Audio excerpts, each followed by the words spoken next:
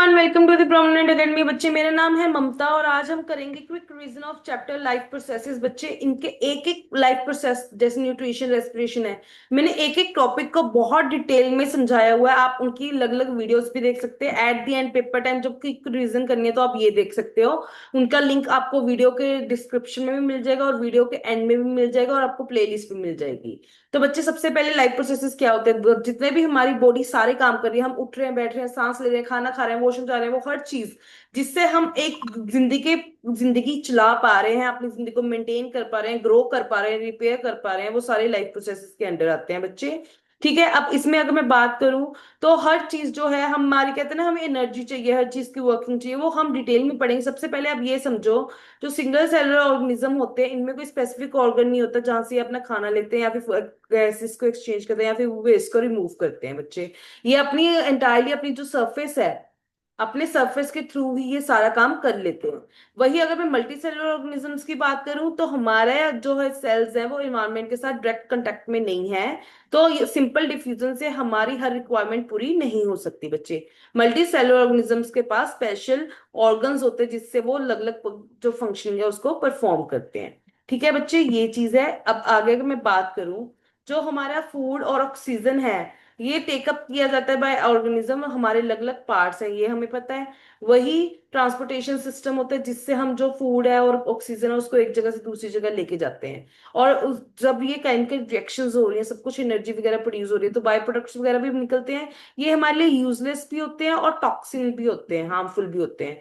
तो इनकी रिमूवल भी जरूरी है, तो उसके लिए एक्सक्रीशन का प्रोसेस होता है बच्चे। अब हम एक एक करके सारे प्रोसेसेस को समझते हैं। सबसे पहले न्यूट्रिशन क्या होता है। जब आप खाना लेते हो ना, उनको हम न्यूट्रिएंट्स कहते हैं। उनके लेने के प्रोसेस को हम न्यूट्रिशन कहते हैं बच्चे। अब बेसिकली क्या है, जनरली जो एनर्जी है, मटेरियल है, वो कॉमन है हर एग्जाम ऑर्गेनिज्म के लिए। अपनी एनर्जी की रिक्वायरमेंट को पूरा करने के लिए उनको कुछ ना कुछ खाना पड़ता है बच्चे। जैसे कि अगर मैं न्यूट्रिशन की बात करूँ, ये दो टाइप के होते हैं। एक होते हैं ऑटोट्रॉफ, एक होते हैं हेटरोट्रॉफ। ऑटोट्रॉफ जो अपना खाना खुद बनाते हैं, जैसे कि प्लांट्स वगैरह हैं बच्चे। बेसिकली इनका प्रोसेस क्या होता है, ये एयर से कार्बन डाइऑक्साइड लेते हैं, वाटर लेते हैं, क्लोरोफिल जो प्लांट्स के लीव्स में प्रेजेंट होते हैं ना, वहां पे सनलाइट की हेल्प से ये खाना बना देते हैं, ग्लूकोज, ऑक्सीजन और वाटर। तो इसमें बेसिकली क्या होता है कि पहले तो ये एब्जॉर्ब करते हैं लाइट एनर्जी को क्लोरोफिल में। फिर जो ये लाइट एनर्जी है ये केमिकल एनर्जी में बच्चे कन्वर्ट हो जाती है, जिसके कारण जो वाटर मॉलिक्यूल, जो इन्होंने वाटर मॉलिक्यूल लिया था वो हाइड्रोजन और ऑक्सीजन में टूट जाता है। फिर उसके बाद जो कार्बन डाइऑक्साइड है उसकी भी रिडक्शन हो जाती है और वो फाइनली क्या बना देता है, कार्बोहाइड्रेट्स। जो ये स्टेप्स है ये जरूरी नहीं है एक के बाद एक हो। जो हमारे प्लांट्स हैं बच्चे, जैसे डेजर्ट प्लांट्स वगैरह की बात करूं, तो वो कार्बन डाइऑक्साइड को रात को लेते हैं और अपना खाना इमिडिएटली बना लेते हैं, उसको एब्जॉर्ब कर लेते हैं एनर्जी को with the help of chlorophyll during the day.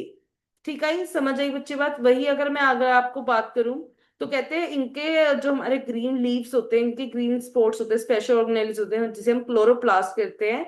उसी क्लोरोप्लास्ट में क्लोरोफिल प्रेजेंट होता है जिससे हमारा, जिसके बीच में ही हमारी सारी जो फोटोसिंथेसिस, फोटो मतलब लाइट, लाइट की प्रेजेंस में सिंथेसिस खाना बनता है हमारे प्लांट्स का बच्चे। समझ आई बच्चे बात। आगे इन्होंने कहा है, जो बच्चे ये आप स्ट्रक्चर देख रहे हो ये स्टोमेटा के हैं बच्चे। ये ओपन है, ये क्लोज है। बेसिकली क्या होता है, एक्सचेंज जो हमारी गैसेस का होता है ना वो थ्रू स्टोमेटा ही होता है। इसमें ये रेगुलेट करते हैं कितनी ऑक्सीजन और कार्बन डाइऑक्साइड का एक्सचेंज करना है बच्चे। और इसमें जो ये देखो एक्सचेंज ऑफ गैसेस करवाते हैं ये हमारे रूट स्टेम्स, हर चीज, हर सरफेस पे। और उसके अलावा जो लार्ज अमाउंट ऑफ वाटर है बच्चे, वो भी जो निकलता है वो हमारे स्टोमेटा से ही होता है। इस प्रोसेस को हम ट्रांसपीरेशन कहते हैं। और जो ये प्लांट्स हैं ये अपने क्लोज नहीं करते हैं जब उनको कार्बन डाइऑक्साइड नहीं चाहिए फोटोसिंथेसिस के लिए बच्चे। वही अगर ओपनिंग क्लोजिंग है, वही मैंने आपको बताया, गार्ड सेल्स लगे होते हैं इनके। ये रेगुलेट, जैसे घर के बाहर गार्ड्स होते हैं ना, वो रेगुलेट करते हैं कौन आएगा कौन नहीं आएगा, वैसे ही टोमेटो के गार्ड सेल होते हैं जो रेगुलेट करते हैं कि कब ओपन करना है कब क्लोज करना है। जो ये गार्ड सेल होते हैं बच्चे, ये स्वेल कर जाते हैं अगर पानी जो है इनके अंदर आ जाए और ये स्टोमेटा को ओपन कर देते हैं। वैसे ही ये जो है पोर्स जब बंद हो जाते हैं तो जो ये गार्ड सेल्स हैं वो श्रिंक हो जाते हैं। ये देख रहे हो आप, इस वे में इनकी बात की जा रही है। अब आगे मैं बात करूं तो इन्होंने कहा है, कहते हैं कि रॉ मटेरियल्स जो हैं ये बॉडी उनकी खुद बनाती है through the process of photosynthesis. But अगर कुछ और मटेरियल जैसे नाइट्रोजन, फास्फोरस हो गया, आयरन हो गया, मैग्नीशियम हो गया, ये सब कुछ ये सॉइल से ले लेते हैं बच्चे। नाइट्रोजन जो है इनके लिए जरूरी है क्यों? क्योंकि इन्होंने अपनी प्रोटीन की सिंथेसिस करनी है, और कंपाउंड्स की सिंथेसिस करनी होती है। तो हम कहते हैं ना खेत में यूरिया वगैरह डाल देते हैं, तो यूरिया के नाइट्रिक के कंपाउंड्स ही होते हैं बच्चे, वो ये रूट से, बाय रूट सॉइल से ले लेते हैं बच्चे। वही कुछ ऑर्गेनिजम्स भी होते हैं जो हेल्प करते हैं, बैक्टीरिया वगैरह जो है हेल्प करते हैं एटमॉस्फेरिक नाइट्रोजन को प्रोवाइड करने के लिए प्लांट से। जैसे अगर मैं राइजोबियम की बात करूं, राइजोबियम एक हमारा ऐसा माइक्रो ऑर्गेनिज्म है, राइजो, जो हेल्प करता है प्लांट्स, पी प्लांट्स को स्पेशली, कि वो नाइट्रोजन का अपटेक अच्छे से कर ले। नाइट्रोजन हमारे किसी भी प्लांट की ग्रोथ के लिए जरूरी है। अब बात है हेट्रोट्रॉफिक न्यूट्रिशन, हेट्रो जो दूसरे पे डिपेंड करते हैं बच्चे, ये थ्री टाइप्स के होते हैं। एक तो होते हैं सेप्रोफिटिक, सेप्रोफिटिक वो होते हैं जो डेड ऑर्गेनिजम्स को खाते हैं और उनसे अपना फूड लेते हैं। बेसिकली क्या करते हैं ये, डेड ऑर्गेनिज्म पे एक डाइजेस्टिव जूस देते हैं। डाइजेस्टिव जूस का काम क्या होता है, वो कॉम्प्लेक्स फॉर्म में होते हैं ना, उनको सिंपल फॉर्म में कन्वर्ट करते हैं, फिर ये माइक्रो ऑर्गेनिज्म अपने अंदर खाने को ले लेते हैं। फिर होते हैं एक पैरासिटिक, पैरासिटिक में कौन से होते हैं, एक तो होते हैं एक्टो, एक होते हैं एक्टो पैरासाइट, एक होते हैं एंडो। एक्टो जो बॉडी के ऊपर रहते हैं, जैसे अगर आपके सिर में जुए पड़ जाए, जैसे टिक्स किसे हम कहते हैं, वो एक्टो हो गए। एंडो जो किसी के अंदर रह के खाना लेते हैं, जैसे कि अगर हमारे पेट में बात करूं तो वॉर्म्स होते हैं बच्चे, वो होते हैं एंडो पैरासाइट। वही एक होते हैं होलोजोइक, होलोजोइक जो मुंह से खाना लेते हैं। ठीक है जी, अभी आपके इस चैप्टर में क्या है, अमीबा और पेरिमीशियम के बारे में बात की हुई है। सबसे पहले हम उसी पे चलते हैं बच्चे। अगर आप देखो, कहते हैं अमीबा भी सिंगल सेलुलर है, और जो हमारा पेरिमीशियम है ये भी सिंगल सेलुलर है। बट अमीबा क्या करता है बच्चे, ये जो खाना है ना, ये खाना कैसे लेता है, ये एक टेम्परेरी फिगर लाइक स्ट्रक्चर बना लेता है अपने सरफेस पे, जिसे हम कहते हैं सूडोपोडिया।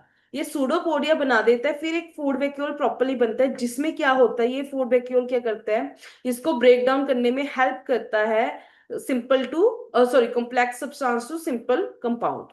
ठीक है बच्चे, फिर उसके बाद जो रिमेनिंग वेस्ट होता है वो सेल से बाहर गिर देते हैं। भाई पेरिमीशियम की बात करूं, ये भी यूनिसेलुलर ऑर्गेनिज्म है, बट इसके पास डिफाइंड शेप होती है जहां से एक पर्टिकुलर स्पॉट होता है जहां से ये खाना लेते हैं, और इनके जो फूड है वो किसकी हेल्प से आगे मूव करते हैं इनकी बॉडी में, थ्रू द मूवमेंट ऑफ सिलाई, जो इनकी सारी बॉडी में फूड की पहुंचाने में हेल्प करता है बच्चे। अब बात करें न्यूट्रिशन इन ह्यूमन, तो बेसिकली अगर मैं ये डायग्राम पे ही आऊं सीधा, तो हमारे मुंह में क्या होता है, अमाइलेज। अमाइलेज क्या करता है, ये स्लाइवरी अमाइलेज क्या करता है, स्टार्च की ब्रेक डाउन कर देता है और उसको सिंपल शुगर में कन्वर्ट कर देता है, और जो हमारा फूड है वो मिक्स हो जाता है थोड़ी स्लाइवा के थ्रू, और वो उसके कारण ही वो जो हमारे टंग वगैरह है वो च्यू करने में हेल्प करती है, माउथ वगैरह सारा जो कॉम्प्लेक्स है ना उसको बेसिकली ब्रेक डाउन ही करते हैं हम मुंह माउथ में जो हमारा खाना है, तो वो चीज के लिए ये जरूरी है बच्चे। अब कहते हैं हमारी डाइजेस्टिव ये ट्यूब बनी हुई है जिसे हम कहते हैं फूड पाइप, फूड पाइप से हमारा खाना आगे पहुंचता है। इसमें कॉन्ट्रैक्शन, रिथमिक कॉन्ट्रैक्शन होते हैं जिसके जो खाना है हमारा वो आगे को फॉरवर्ड होता है बच्चे, और इसको हम कहते हैं पेरिस्टलिटिक मूवमेंट। बेसिकली क्या है, जिससे हमारे जो खाना है वो आगे आगे को मूव करते जाए, मतलब जैसे अगर आप देखो ना अर्थवॉर्म जैसे मूव करते हैं ऐसे ऐसे ऐसे ऐसे ऐसे, उस तरीके से इनके हमारे खाने के आगे आगे मूवमेंट होती है बच्चे। बेसिकली क्या होता है कि जो हमारा स्टमक पार्ट है इसमें ना एक बहुत स्ट्रॉन्ग एसिड होता है जिसे हम कहते हैं HCl, ये रहा हाइड्रोक्लोरिक एसिड, इसकी रिलीज होती है। क्यों? क्योंकि ये एंजाइम है, एक प्रोटीन को तोड़ने के लिए एंजाइम है जिसका नाम है पेप्सिन। जब ये एसिडिक कंडीशन करता है तभी ये जो पेप्सिन है वो एक्टिव हो पाता है और प्रोटीन को तोड़ पाता है। तो यही चीज यहाँ पे ये लिखा हुआ है। और उसके बाद कहते जी अब अगर इतना स्ट्रॉन्ग एसिड है फिर तो वो हमारी पूरी बॉडी को खराब कर दे, बट म्यूकस जो है वो इनर लाइनिंग को बच्चे प्रोटेक्ट करके रखती है, कि हमारी जो एसिडिक कंडीशन है वो स्टोमेटा की ही रहे अंडर नॉर्मल कंडीशंस। समझ आए बच्चे? उसके बाद इन्होंने कहा, कहते अगर मैं बात करूं उसके बाद क्या होता है बच्चे, जैसे स्टमक है, जिस स्टमक से जब आगे हमारा खाना निकल जाता होता है तो स्फिंक्टर मसल्स हैं जो कुछ मतलब जो मसल्स हैं जो रिलीज कर देती हैं कुछ अमाउंट जो है हमारे फूड को आगे स्मॉल इंटेस्टाइन में। बेसिकली इसमें क्या होता है, जब हमारा लार्जर पार्ट जो एलिमेंट्री है ना बच्चे, वो पहली बार तो इसकी पास ज्यादा जगह है और जो मोस्टली एक्सटेंसिवली क्वाइल्ड है, आप जो स्मॉल इंटेस्टाइन देखते हो।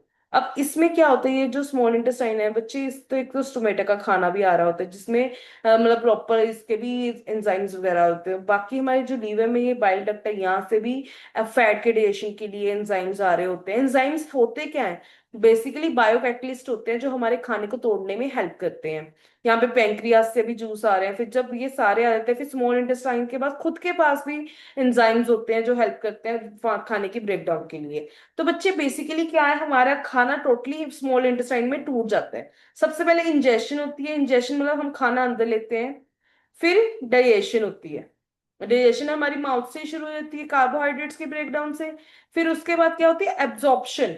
एब्जॉर्प्शन भी जो है ना बच्चे, हमारे स्मॉल इंटेस्टाइन में शुरू हो जाती है। बेसिकली क्या है, हमारे स्मॉल इंटेस्टाइन में ऐसे विलाइज बने हुए हैं बच्चे। जैसे आपने वो सुना है कि जो हमारी सॉप है वो इमल्सिफाई कैसे करती है, वो डस्ट के आसपास ऐसे घेरा सा बना लेती है, डस्ट के आसपास बना के डस्ट को अपने साथ ही ले जाते हैं जब हम पानी डालते हैं। वैसे ही हमारे जो फैट ग्लब्यूल्स हैं वो क्या होते हैं, कंपाउंडेड फॉर्म में बन जाते हैं, और वो हमारी विल्लाई उसको, ये सारे ना आगे ब्लड वेसल्स बनी हुई है, सीधा ब्रेक करते हुए अपने अंदर मतलब जो है एब्जॉर्प्शन करवा देते हैं, जिसके कारण जो हमारे फैट है वो अच्छे से डाइजेस्ट हो जाता है बच्चे। अब क्या है कि एब्जॉर्प्शन सारी इसमें होगी। फिर एब्जॉर्प्शन के बाद हर सेल एसिमिलेट करता होता है कि मेरे को क्या, हर सेल की अपनी अपनी रिक्वायरमेंट है। फिर वो देखते हैं कि मेरे को क्या क्या चाहिए क्या क्या नहीं चाहिए, अपने अपने अकॉर्डिंग हर सेल अपनी अपनी चीजें रख लेते हैं। फिर बाद में जो वेस्ट होता है वो थ्रू इजेशन हमारी बॉडी में से बाहर निकलता है। तो बेसिकली स्मॉल इंटेस्टाइन में हमारा डाइजेशन और एब्जॉर्प्शन हो रही है, और लार्ज इंटेस्टाइन में भी बच्चे हमारी एब्जॉर्प्शन होती है किस चीज की, बेसिकली अगर एक्स्ट्रा वाटर बाहर निकल रहा हो वो दोबारा से हमारे सेल्स में पहुंचाने के लिए, ब्लड में पहुंचाने में हेल्प करता है। मिनरल्स निकल रहे हो तो उनको वापस पहुंचाता है। हम कहते हैं ना फाइबर्स खाना चाहिए, फाइबर से बच्चे कोई न्यूट्रिएंट्स नहीं मिलता, बट जो लार्ज इंटेस्टाइन में जो हमारा वेस्ट है उसको एक्यूमुलेट करने के लिए, एग्रीगेट करने के लिए हमें हेल्प चाहिए होती है फाइबर्स की। फिर उसके बाद क्या होता है बच्चे, ये जो आप अपेंडिक्स पार्ट देख रहे हो ना, ये हमारी बॉडी में अब नॉन फंक्शनिंग है। पहले ये फंक्शनिंग होता है बिकॉज पहले हमने कच्चा मीट खाना होता है, ग्रास वगैरह खानी होती थी, तब ये इसकी जरूरत होती थी। अब हम ऐसा कुछ नहीं खाते, तो ये इस पार्ट की अब हमारी बॉडी में कोई जरूरत नहीं है, ये जस्ट ऐसे ही हमारी बॉडी में पड़ा है। अगर बाई चांस आपका फूड यहाँ पे चला जाए ना, और आपके हो सकते हैं इन्फेक्शन हो सकते हैं, तो ये पार्ट निकलाना पड़ता है। तो बेसिकली हमारे खाना इस तरीके से डाइजेस्ट हो जाता है बच्चे। अब आगे बात करो रेस्पिरेशन। ब्रीदिंग और रेस्पिरेशन में डिफरेंस होता है। ब्रीदिंग होता है सांस लेना और छोड़ना, रेस्पिरेशन का मतलब है जो आपने अभी खाना बनाया है उसके साथ ऑक्सीजन को जोड़ना और अपना एनर्जी की प्रोडक्शन करना। तो बेसिकली क्या होता है बच्चे, तीन टाइप के प्रोसेस होते हैं। सबसे पहले जो हमारा ग्लूकोज बना था ना खाना, हमने जब खाना तोड़ा डाइजेस्ट हुआ, वो ग्लूकोज की फॉर्म में कन्वर्ट होगा 6 कार्बन मॉलिक्यूल में। फिर एक सेल होता है, सेल के अंदर जो लिक्विड सारा पार्ट होता है वो साइटोप्लाज्म होता है, छोटी छोटी ऑर्गेनेलीज होती हैं जिसका अलग अलग काम होता है। जैसे हमारे हर पूरी बॉडी का अलग अलग काम है ना बच्चे, हम सर भी एक एक सेल को जोड़ जोड़ के बने, सेल से टिश्यू बनते हैं, टिश्यू से ऑर्गन बनते हैं, ऑर्गन से ऑर्गन सिस्टम बनता है। तो हर चीज का एक पैटर्न सेम ही है, एक पैटर्न में काम हो रहा है। तो एक सेल है, सेल के अगर अंदर साइटोप्लाज्म होता है, ये मतलब लिक्विड पार्टी, और उसके अंदर सेल ऑर्गेनाइजेशन सभी के अलग अलग काम है। तो अब क्या है कि सेल में क्या है, मैंने कहा कि ब्लड के थ्रू विलाई जो थी उसमें ब्लड स्ट्रीम्स थी, उसके थ्रू हर सेल में जो है ग्लूकोज पहुंचता है। तो यहाँ पे ग्लूकोज पहुंचता है, 6 कंपाउंड में होता है। साइटोप्लाज्म में ये 3 कार्बन मॉलिक्यूल में कन्वर्ट हो जाता है, जिसे हम कहते हैं पायरुवेट। पायरुवेट में कन्वर्ट होने के बाद बच्चों क्या होता है, अगर तो आगे इसको ऑक्सीजन मिल गई, मैं 2 मिनट ये एक्स्ट्रा इरेज कर दूं। 6 कार्बन से ये पहली बात तो 3 कार्बन में कन्वर्ट हो गया। फिर अगर तो इसको ऑक्सीजन मिल गई, फिर तो ये माइटोकॉन्ड्रिया में जाएगा। माइटोकॉन्ड्रिया हम पावर सेल ऑफ हाउस कहते हैं, बिकॉज यही एनर्जी प्रोडक्शन में हेल्प करता है बच्चे। तो ये माइटोकॉन्ड्रिया में जाएगा और इसकी फर्दर ब्रेकडाउन हो जाएगी कार्बन डाइऑक्साइड में, वाटर में और एनर्जी में। कार्बन डाइऑक्साइड हम क्या करते हैं, ब्लड स्ट्रीम के थ्रू फिर हार्ट में पहुंचा के लंग्स के थ्रू बाहर गिरवा देते हैं। एनर्जी हम यूटिलाइज कर देते हैं, वाटर हम यूटिलाइज करते हैं। वही अगर ऑक्सीजन ना हो, वैसे तो ऑक्सीजन जो होती है अगर उसको हम कहते हैं एरोबिक प्रोसेस, अगर ऑक्सीजन ना हो तो वहां पे एनारोबिक, सारा स्पेलिंग सेम है बस उसके आगे एनारोबिक प्रोसेस जिसमें ऑक्सीजन नहीं होती। तो उस केस में क्या बनता है बच्चे, इथनॉल बनता है, कार्बन डाइऑक्साइड और एनर्जी, और इसी प्रोसेस को हम कहते हैं फर्मेंटेशन। यहाँ पे लिखा होगा, कहाँ है भाई, मैं लिख देती हूँ, फर्मेंटेशन प्रोसेस। ये बेसिकली ईस्ट हो गया। जो छोले भटूरे खाते हो, उसमें मम्मी और ये थोड़े टाइम के लिए ईस्ट डाल देते हैं, उसके बाद वो प्लफी सा बन जाता है। वो कार्बन डाइऑक्साइड के रिलीज के कारण जो उसके बीच में होल आ जाते होते हैं बच्चे, वो सब कुछ इस ये प्रोसेस होता है। वाइन वगैरह, ड्रिंक्स वगैरह, उसमें सारा एनरोबिक प्रोसेस होता है। आजकल तो ना वो कांजी वगैरह बहुत ज्यादा चल रही है। तो उसमें क्या होता है, कुछ मटेरियल रख देते हैं उसको अच्छे से ढक्कन लगा के 7-8 दिनों के लिए। तो उसमें क्या होता है, इन एब्सेंस ऑफ एयर जो हमारा शुगर है वो कन्वर्ट हो जाता है इथेनॉल, कार्बन डाइऑक्साइड और एनर्जी में। वही हमारे कुछ मसल्स है बच्चे, अगर हम ओवर एक्सरसाइज कर ले तो क्रैम्प्स पड़ जाते हैं ना। वो बेसिकली क्या होता है, क्रैम्प्स क्या होता है, हमारी बॉडी में ऑक्सीजन की कमी उस पर्टिकुलर मसल ऑर्गन में होने के कारण लैक्टिक एसिड और एनर्जी की प्रोडक्शन हो जाती होती है बच्चे। ये लैक्टिक एसिड कहते हैं ना कि गर्म पानी में पैर डाल लो आराम आ जाएगा वगैरह, बेसिकली लैक्टिक एसिड जो है वो डिजोल्व हो जाता होता है हमारे यहाँ, जब हम गर्म पानी वगैरह में या फिर स्टीम में हाथ वगैरह पैर वगैरह डाल देते हैं। तो समझ आई बात। अब अगर बात यहाँ पे भी एक छोटी सी बात समझ लो। एटीपी को लेना एक एंडोथर्मिक, एंडोथर्मिक का मतलब है जिसमें हमें एनर्जी चाहिए होती है कि हमारी एटीपी बने। तो बेसिकली क्या है, एक एडीपी का मॉलिक्यूल होता है जो इनऑर्गेनिक फॉस्फोरस लेता है, जो एनर्जी हमने रेस्पिरेशन में प्रोड्यूस की है, उससे ये क्या बनाते हैं, एटीपी। वो ही एटीपी को हम हमारी पूरी बॉडी के फंक्शनिंग के लिए, काम के लिए यूज करते हैं। अगर कोई मसल कंट्रेक्शन करनी है, अभी मैं बोल रही हूँ, उसके लिए, सब कुछ चीजों के लिए, आपकी बॉडी के जितने भी प्रोसेस हो रहे हैं वो एटीपी की मदद से ही हो रहे हैं बच्चे। अब मैं बात करूं हमारे ह्यूमन की। ह्यूमन में क्या होता है, हमारे नेजल सिस्टम होते हैं, नोस्ट्रियल सिस्टम होते हैं, नाक के आगे बाल लगे होते हैं। बेसिकली वो डस्ट को वहीं रोकने के लिए, उससे प्योर एयर अंदर जाए उसके लिए होता है। हम माउथ और नाक के थ्रू लेते हैं। फिर हमारे ये ट्रेकियास बने हुए हैं, ये रिंग ऑफ कार्टिलेज है। ये इस तरीके से क्यों बनी हुई है कि यहाँ पे जो एयर है वो एक दूसरे के साथ कोलैप्स ना करे और डायरेक्टली जो है स्मूथली वो आगे मूव करे। फिर यहाँ पे ब्रोंकाई है, फिर आगे सब फर्दर ब्रांचेस हैं, उसको हम ब्रोक्यूल्स कहते हैं। और एंड में ये छोटी छोटी जो टिप्स है इसे हम कहते हैं एल्वियोलर सैक्स, या फिर जिसे हम कहते हैं एल्वियोलाई। बेसिकली यहाँ पे ही ये मेन पॉइंट है जहां जो डायरेक्टली कनेक्ट है हमारे ब्लड वेसल्स के साथ, और यहाँ से ही ऑक्सीजन आके हमारे ब्लड स्ट्रीम्स में ट्रेवल होती है बच्चे। समझ आई बात। अब आपको एक चीज बताती हूँ। जो सिंपल ऑर्गेनिज्म है वो तो थ्रू डिफ्यूजन जो है अपना प्रोसेस जो है मतलब ऑक्सीजन लेने देने का वो कंप्लीट कर देता है। बट जैसे हम कॉम्प्लेक्स सब्सटेंसेस हैं, हमें स्पेशल स्ट्रक्चर चाहिए होता है अपनी ऑक्सीजन की डिमांड को पूरा करने के लिए बच्चे। समझ आई चीज। अब मैं बात करूं आगे आपके लिए। नेक्स्ट टॉपिक हमारा ट्रांसपोर्टेशन। अब जो हमने ऑक्सीजन ली, खाना लिया, वो सारी बॉडी को चाहिए भी तो सही। वो किसके थ्रू ट्रांसपोर्ट होता है बच्चे, पहली बात तो ब्लड के थ्रू। ब्लड में 4 चीजें होती हैं। ब्लड का खुद का लिक्विड जो पार्ट होता है उसे हम प्लाज्मा कहते हैं। फिर एक होता है रेड ब्लड सेल, जिसके कारण इसका जो ब्लड का कलर होता है वो रेड होता है। बेसिकली इसमें हीमोग्लोबिन होता है। हीमोग्लोबिन क्या करता है, ऑक्सीजन को अपने साथ जोड़ता है और सारे बॉडी में ब्लड के साथ ऑक्सीजन की सप्लाई करता है। और साथ में होता है आयरन। इन सभी का कंपाउंड बनता है तो हमारा एक हीमोग्लोबिन जो है प्रॉपरली एक स्टेबल कंपाउंड बन पाता है। कहते नहीं कि अगर खून में हीमोग्लोबिन की कमी हो जाए तो बॉडी में बहुत प्रॉब्लम, बेसिकली क्यों नहीं होगी बच्चे, यही तो मेन चीज है जो पूरी बॉडी में ऑक्सीजन की सप्लाई करता है। अगर आपको सांस ना आए हम जिंदा रह पाएंगे, तो ये तो सबसे ज्यादा जरूरी है। फिर आते हैं व्हाइट ब्लड सेल। आपके शरीर में कोई बीमारी हो जाए, कुछ हो जाए, तो उनको आपको प्रोटेक्ट करवाते हैं कौन है, व्हाइट ब्लड सेल। फिर होते हैं प्लेटलेट। प्लेटलेट्स का काम क्या होता है बच्चे, अगर आपको कोई चोट लग जाए, ऊपर एक कोटिंग सी लग जाती है ना ब्लैक सी, वो बेसिकली क्या है, आपके बॉडी में से एक्सेस ब्लड जो है वो बाहर फ्लो ना हो। बाकी अगर आपको पता हो, हमारा हार्ट ब्लड को पंप कर रहा होता है, कि पंपिंग का मतलब क्या है कि प्रेशर देना, कि आप सारी बॉडी में ट्रेवल करो। तो अगर आप एकदम से आपकी बॉडी में से ब्लड निकलना शुरू हो जाए ना, तो प्रेशर कम हो सकता है, जिसके कारण कई पार्ट्स में अगर ब्लड ना पहुंचा ऑटोमेटिकली आपको प्रॉब्लम्स आनी शुरू हो जाएंगी। तो वो उस चीज को रेगुलेट करता है हमारे प्लेटलेट्स। समझ आए बच्चे। एक तो मैंने ब्लड्स के बारे में बता दिया, एक तो ब्लड है हमारा ट्रांसपोर्ट जो सारी बॉडी में ट्रांसपोर्ट करवा रहा है। बट ये भी ट्रांसपोर्ट तो ही करवा पाएगा ना अगर हमारा जो हार्ट है, पंपिंग सिस्टम जिसे हम हार्ट कहते हैं, वो फंक्शन प्रॉपर करेगा। तो बेसिकली हमारा हार्ट का क्या, मैं आपको इसको सिंपल वे में बना देती हूँ। जैसे ये हमारा हार्ट है, इसमें ये 4 चैम्बर, ये हमारा left ventricle, sorry left atrium है, ये लेफ्ट वेंट्रिकल है, ये राइट आर्ट्रियम है, ये राइट वेंट्रिकल है। जो इनको सेपरेट कर रही है उसको हम कहते हैं स्पेक्ट्रम। ठीक है, जिससे राइट और लेफ्ट हैंड साइड की मिक्सिंग ना हो। फिर क्या होता है बच्चे, ऊपर बने हुए हैं हमारे लंग्स, और नीचे बना हुआ है हमारी बॉडी। ठीक है।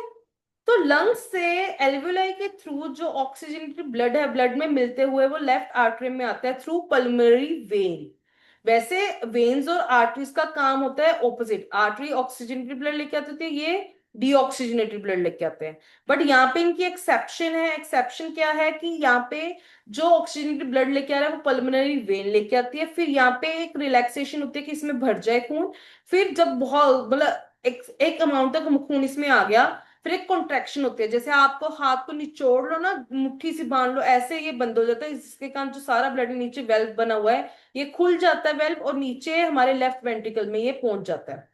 फिर वहां जब यहाँ पे भी बढ़ जाता है, फिर इसकी कॉन्ट्रैक्शन हो जाती है। जब इसकी कॉन्ट्रैक्शन होती है, यहाँ से जो सारा ब्लड है बच्चे, वो सारा हमारी बॉडी में चल जाता है, हर एक सेल को। फिर हर सेल ऑक्सीजन को लेता है और कार्बन डाइऑक्साइड को निकाल देता है, जो कि आगे पहुंचती है हमारे राइट आर्ट्रियम में थ्रू वीना कैव। फिर यहां से फिर दोबारा से ये रिलैक्स होता होता है, इसमें खून भरता जाता है, फिर कॉन्ट्रैक्ट होता है तो वो नीचे चला जाता है, ये रिलैक्स होता है, इसमें भरता जाता है, फिर ये कॉन्ट्रैक्ट होता है, फिर यहां से लंग्स में पहुंच जाता है। अब हमारी बॉडी को कहते हैं कि हमारे में डबल सर्कुलेशन सिस्टम होता है। वो क्या है बेसिकली, अगर आप ध्यान से देखो तो हमारी बॉडी जो है इस तरीके से डिवाइड है। एक साइड पे सारा ऑक्सीजनेटेड वाला काम हो रहा है, एक साइड पे सारा डीऑक्सीजनेटेड। तभी हम इसे कहते हैं कि हमारी बॉडी में डबल सर्कुलेटरी सिस्टम। अब बच्चे तभी हमें कहते हैं कि हम वार्म ब्लडेड है। क्यों? क्योंकि हमारी बॉडी में ये कैपेसिटी है कि हम अपनी बॉडी का टेम्परेचर मेंटेन कर लें। बट कुछ ऑर्गेनिज्म होते हैं जिनमें जो ये हार्ट है ये 3 चैम्बर होता है, किसी में ये 4 चैम्बर होता है, किसी में और ये सिर्फ 2 चैम्बर्स ही रह जाते हैं। बेसिकली क्या है, जैसे फिशेस वगैरह है बच्चे, उनकी गिल स्लिट्स है ना, वो वहां से डायरेक्ट ऑक्सीजन ले लेते हैं, अपनी बॉडी में सप्लाई करते हैं, और उसके बाद उनके डबल मतलब वो अपने आप को अपना टेम्परेचर रेगुलेट नहीं कर सकते। उनको जो वाटर नहीं है, वाटर के पास इतनी कैपेसिटी होती है कि वो अपने आसपास वाली चीजों के टेम्परेचर को रेगुलेट कर ले, तो उनको ऐसा नहीं चाहिए, तो उनका डबल चैम्बर होता है फिशिस का।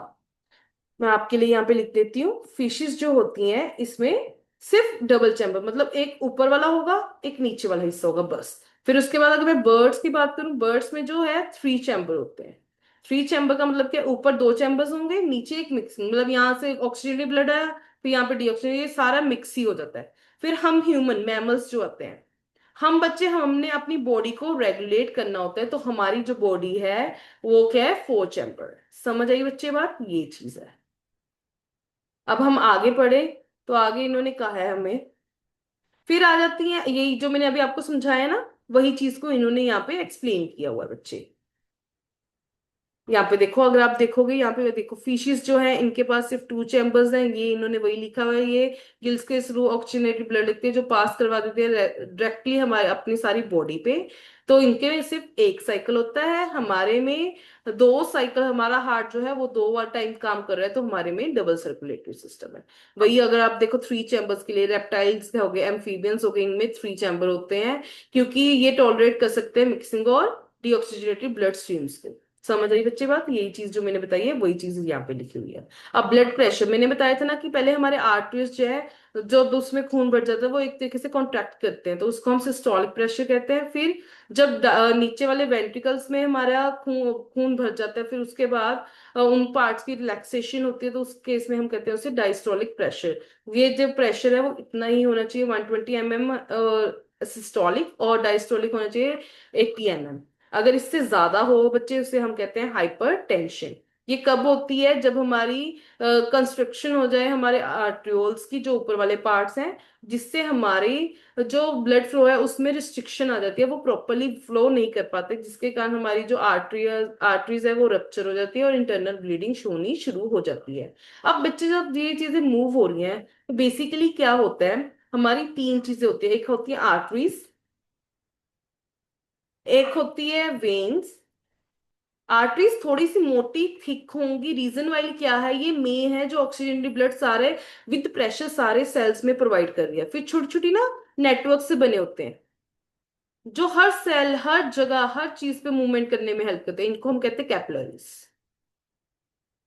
फिर वेन्स, जब वेन्स में तो देखो सिर्फ इसमें तो कोई प्रेशर नहीं चाहिए, ये तो वो चीज है, इसमें तो कंटेमिनेटेड वो हमारा ब्लड है वो तो बाहर ही निकलना है, तो ये थिन वॉल्ड होते हैं बच्चे, समझ आई बात। मैं आपको यहाँ से भी दिखा देती हूँ, यहाँ पे देखो इन्होंने लिखा है आर्टरीज थिक वॉल होनी चाहिए, इलास्टिक होनी चाहिए, वही जो वेन्स है वो कलेक्ट कर देती है डिफरेंट डिफरेंट ऑर्गन में से गंदा पानी और वापिस हार्ट, सॉरी ब्लड, और वापिस कर देती है हार्ट को, जो अननेसेसरी है। तो यहाँ पे प्रेशर की जरूरत नहीं है, तो यहाँ पे जो फ्लो है वो वन डायरेक्शन कैसे मेंटेन होता है, थ्रू वेल्व। समझ आई बच्चे ये बात। और जो छोटी छोटी ये वेन्स वगैरह ये फर्दर डिवाइडेड हो जाती हैं और थिंग वन सिंग सेल थिक होती है, जिससे हम कहते हैं कैपिलरीज, इसके थ्रू सारी एक्सचेंज वगैरह होती है हमारे ब्लड और सराउंडिंग मटेरियल जो हमारे सेल्स हैं उनके बीच पे। ठीक है बच्चे, आगे आगे प्लेटलेट, प्लेटलेट मैंने बताया था कि ये जब आपकी कोई चोट लग जाए, ब्लीडिंग लग जाए, तो नेचुरल लॉस जो होता है उसको कम करने के लिए, मिनिमाइज करने के लिए ये होता है बेसिकली। जो हमारा ब्लड का ये प्रेशर हो रहा होता है, तो अगर ब्लीडिंग वगैरह होती है ना, उसमें प्रेशर थोड़ा सा लो हो जाता है, तो हमारा उसमें इतना लॉस ना हो, तो उसके लिए जो है हमारे प्लेटलेट सेल जो है हमारे ब्लड में जो प्रेजेंट है वो उस चीज को रेगुलेट करते हैं बच्चे। अब आगे आगे बात लिंक्स की, 2 मिनट पहले मैं ये रेस करती हूँ एक्स्ट्रा बार। बच्चे अगर मैं बात कर रही हूँ लिम्स की, लिम्स जैसे हमारा ब्लड है ना, वैसे ही लिम्स एक टिश्यूज जो बने हुए हैं हमारे, उनके बीच में जो लिक्विड फ्लो कर रहा है उसे हम कहते हैं लिम्फ, इस तभी से हम कह देते हैं टिश्यू फ्लूइड भी कह देते हैं बेसिकली बच्चे। इसमें भी कैपिलरीज पोर्स वगैरह सब कुछ प्रेजेंट है, इसमें भी अमाउंट ऑफ प्लाज्मा प्रेजेंट है, प्रोटीन प्रेजेंट है, ब्लड सेल्स वगैरह सब कुछ है, जो तभी हम इसे टिश्यू फ्लूइड भी कह देते हैं। ये ब्लड जैसे ब्लड के प्लाज्मा जैसा ही होता है, बट ये कलरलेस होता है बच्चे, इसमें कम थोड़ी से वो प्लाज्मा कंपेरेटिवली कम प्रोटीन होता है। जैसे हमारे आर्टरीज कैपिलरीज और वेन थे, इसमें भी लिम्फ्स जो है वो एक तरीके से आप आर्टरी बना लो, और वो क्या कहते हैं लिम्फेटिक कैपिलरीज के थ्रू इंटरसेलुलर जो स्पेसिस हैं बच्चे, उनको ज्वाइन करके मेन जो लिम्फ वेसल्स हैं जो फाइनली ओपन करते हैं एक बड़ी लार्ज वेन से। अब इसमें बेसिकली क्या होता है, डाइजेस्ट किया जाता है और एब्सॉर्ब किया जाता है फैट्स को फ्रॉम इंटेस्टाइन, और उसको जो एक्सेस जो हमारा फ्लूइड है एक्स्ट्रा सेलुलर स्पेस में, उसको दोबारा से ब्लड में फ्लो करवाने में ये हेल्प करता है बच्चे। अब आगे है ट्रांसपोर्टेशन इन प्लांट्स। तो बेसिकली हमारे फोटोसिंथेसिस में जो चीजें बनी हैं, तो उसमें जो भी चीजें हैं हमारी बॉडी में अगर पहुंचानी है बच्चे, तो एक होता है जाइलम, एक होता है फ्लोएम। एक होता है जाइलम, एक होता है फ्लोएम। जाइलम का काम क्या है, ये वाटर और मिनरल्स को मिट्टी में से बाय रूट्स हमारी पूरी बॉडी में, प्लांट्स की पूरी बॉडी में ट्रांसपोर्ट करवाने में हेल्प करता है।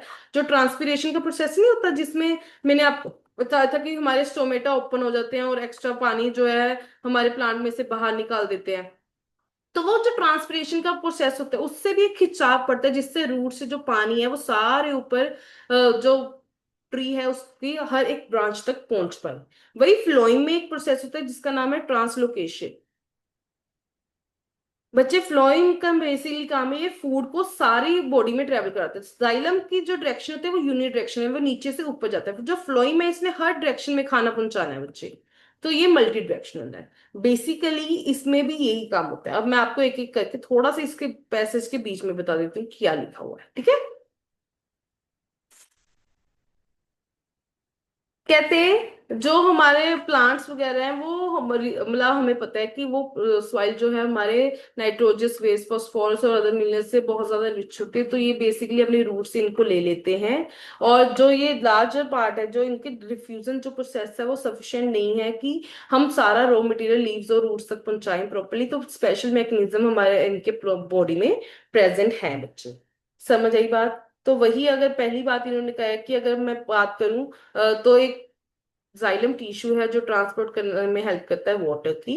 बेसिकली वेसिल्स और ट्रेकियार्ड्स होते हैं रूट सिस्टम और लीव्स के, जो इंटरकनेक्टेड होते हैं बच्चे, कंटिन्यूस सिस्टम होता है जिससे पूरे प्लांट की बॉडी में वाटर की सप्लाई हो सकती है। बेसिकली इसमें क्या होता है, जो सेल जो डायरेक्ट कांटेक्ट में होते हैं ना सॉइल के पास, उनके में आयन जनरेट होता है, जो ये आयन डिफरेंस है इसके कारण ही जो है वाटर की फ्लो हो पाता है अच्छे से। उसके अलावा इन्होंने क्या कहा है बच्चे, यही जो हमारी मूवमेंट हो रही है स्टेडी मूवमेंट, ये अपवर्ड कॉलम के लिए एक steady push upward movement create करते हैं, जिसके कारण जो हमारा पानी है वो ऊपर को चढ़ जाए बच्चे। यहाँ पे आप देखोगे ये ट्रांसपीरेशन का प्रोसेस है। बेसिकली क्या होता है कि इवेपोरेशन जो हो रही होती है वाटर मॉलिक्यूल्स की लीव्स के पार्ट से, वो क्या होता है, एक पानी को धक्का देता है, ऊपर को खींच रहा होता है, पुल कर रहा होता है जाइलम सेल्स की जो रूट्स हैं उससे, जिससे जो लॉस ऑफ वाटर है वेपर फॉर्म में, एरियल फॉर्म में, उसको ही हम ट्रांसपिरेशन कहते हैं। ट्रांसपिरेशन क्या करता है, एब्जॉर्प्शन और अपवर्ड मूवमेंट में हेल्प करता है, मिनरल्स को डिसॉल्व करने में हेल्प करता है, जो हमारी रूट्स होती हैं कि वो लीव्स तक पहुंच पाए, और ये प्लांट के टेम्परेचर को रेगुलेट करने में भी हेल्प करता है बच्चे। अब कहते हैं यही जो रूट का जो प्रेशर है ये बहुत ज्यादा इंपॉर्टेंट है एट नाइट, और इसी कारण हम कहते हैं ड्यूरिंग डे जो है स्टोमेटा ओपन रहता है, जिसके कारण ट्रांसपिरेशन पुल जो है वो मेजर प्ले रोल करता है कि इनमें पूरे वाटर जो है प्लांट में सप्लाई हो जाए बच्चे। वही कहते हैं कि जो हमारे फूड है वो कैसे सप्लाई होता है, जो ये फूड सप्लाई होता है वो थ्रू होता है फ्लोइंग। तो बेसिकली क्या होता है, जो ट्रांसपोर्ट सोल्यूबल जो हमारा प्रोडक्ट बना है फोटोसिंथेसिस में, वो ट्रांसलोकेशन कहते हैं इसकी पोजीशन, मतलब उसकी ट्रांसफॉर्मेशन, जो एक जगह से दूसरी जगह उस चीज को हम ट्रांसलोकेशन कहते हैं। ये वस्कुलर टिश्यू के थ्रू होते हैं जिसे हम फ्लोइंग कहते हैं बच्चे। जो फ्लोइंग होता है वो अमाइनो एसिड और अदर सब्सटेंस को भी मूव डिलीवर करने में हेल्प करता है, स्पेशली जब ये डिलीवर करता है कौन कौन से पार्ट को, जैसे हमारे रूट्स हो गए, फ्रूट्स हो गए, सीड्स हो गए, या फिर कोई ग्रोइंग ऑर्गन है उनका, उनको। अब आपको एक चीज बताऊं, यहाँ पे सीव ट्यूब्स होती हैं इनके अंदर, जो हेल्प करती है जैसे जो कंपेनियन सेल्स हैं उनको अपवर्ड और डाउनवर्ड मूवमेंट में। कहते हैं जो ट्रांसपोर्ट जाइलम के थ्रू होता है वो लार्जली एक सिंपल तरीके की फिजिकल फोर्स है। वही ट्रांसलोकेशन जो है फ्लोइंग में, जिससे हमारा फूड ट्रांसपोर्ट है वो यूटिलाइज किया जाता है। वो एनर्जी की वो जब हम एनर्जी को यूटिलाइज करते हैं फिर वो उसकी मूवमेंट होती है। मतलब इसमें इतनी एनर्जी, जो हमारा पानी वगैरह है उसमें इतनी एनर्जी नहीं चाहिए, वो सिंपल फिजिकल फोर्स से हो सकता है, बट जो खाना मूवमेंट चाहिए इधर उधर करने के लिए, उसके लिए हमें प्रॉपर एनर्जी चाहिए होती है हमारे प्लांट्स को। और जो ये प्रोसेस है ऑस्मोटिक प्रेशर से इंक्रीज हो जाता होता है, जिससे प्रेशर क्रिएट होने के कारण जो खाना है वो higher pressure area to lower pressure area में पहुंच जाता है, और इसी के कारण जो स्प्रिंग्स वगैरह में है हमारी शुगर वगैरह जो रूट्स और स्टेम में स्टोर होती है बच्चे, वो बर्ड्स जो नए प्लांट्स ग्रो करने में हेल्प कर सकते हैं उनमें पहुंच जाता है हमारा खाना प्लांट्स का। अब एक्सक्रीशन, इतना कुछ खाया आपने, इतना कुछ किया है, तो वेस्ट भी तो बनेगा, वो निकलता कैसे है ह्यूमन में। पहली बात तो एक चीज बताती हूँ, ह्यूमन में हमारे में क्या क्या वेस्ट है। आपने कार्बन डाइऑक्साइड निकालनी है एक, तो वो वेस्ट है, वो थ्रू एल्वियोलाई लंग्स के थ्रू बाहर निकल गया। इसके अलावा जो आपने खाना खाया उस वो भी एक तरीके का वेस्ट है।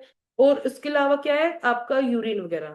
बेसिकली क्या होता है, आपकी किडनीज है, किडनीज के आगे कनेक्टेड है हमारी क्या बनी हुई है ये, यूरेथ्रा, सॉरी, ये बनी हुई है हमारी यूरेटर्स, और उसके बाद हमारा बना है यूरिनरी ब्लैडर और यूरेथ्रा। बेसिकली इसके थ्रू हमारा जो लिक्विड पार्ट है वो बाहर निकलता है। बेसिकली यहाँ पे अगर आप देखोगे, कहते हैं जो कार्बन डाइऑक्साइड है वो तो लंग्स के थ्रू ही निकल जाती है। वही नाइट्रोजस वेस्ट जो हमारा यूरिया वगैरह है जो कि हमारे ब्लड में वगैरह होता है, वो थ्रू ब्लड जो है किडनी के थ्रू बाहर फिल्टर आउट हो जाता है। जो हमारी किडनी है वो फिल्टर यूनिट है बच्चे।